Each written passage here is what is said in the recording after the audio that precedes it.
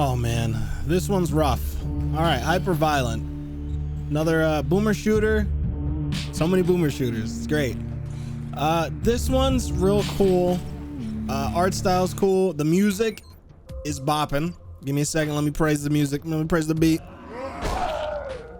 All right, so now down to the nitty gritty. I started this game and I had quite the time trying to get the recording to work right.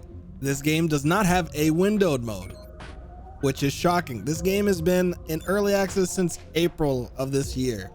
I feel like at this point, something like windowed mode would be put in. And for some odd reason, as I started the game, the gamma was all the way up. So, you know, I don't know why that happened. I don't know if maybe I did it by accident because I turned up the FOV all the way. Maybe I turned up both. But, you know, let's get into the gameplay. Gameplay is very cool. You can pick up different weapons.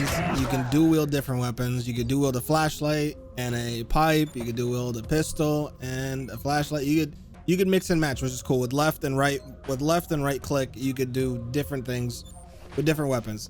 I found a shotgun. It looks like there are certain weapons you need to hold with both hands, which is interesting. That kind of mixes up the gameplay style. First thing I noticed when I started, there was a dead body and then it got up and jump scared me. That was very cool. But the problem after that is every enemy that has this scream that comes and rushes you and tries to attack you, it gets a little repetitive after that, but the gameplay loop is pretty addicting. Just the enemy variety thus far is okay. It's nothing crazy, but you know, that's how, you know, Doom didn't have like a crazy amount of enemy variety, but it's all right. It's in early access. I'm just gonna be as harsh as I possibly can with this game because literally at the beginning, before you start the game, they say this doesn't reflect anything, but just be as strict with feedback as possible. So I literally only played the first level because I lost all my save data. So I got to the level, everything was going great. I got a little lost. This game's not very good. First negative feedback I'm gonna give, this game's not very good at leading you in certain directions. Hopefully the dev can kind of correct that and make it a little bit more straightforward, because everything looks real similar in the first level. I noticed everything looks pretty damn similar, so you can get a little lost, but the map's not too big, so it's not insanely hard to get lost, but you might get lost. So the issue with me losing my save data, so got to the level, everything was going great, and I get to the first save point. So this game does not have manual saving through the start menu like usual boomer shooters do. Well, the newer ones I've noticed aren't, you know, putting that in their games, which is kind of a shame because that's something I like. I understand that people don't like save. There's some people that might think save scumming's frowned upon, but that's just something that people like in boomer shooters. But you know, you're the dev, you make the choices. That's cool. Hopefully at some point maybe you do it. There's this one chest I found, it won't open, so I smashed the shit out of it. I guess you can't do anything with it.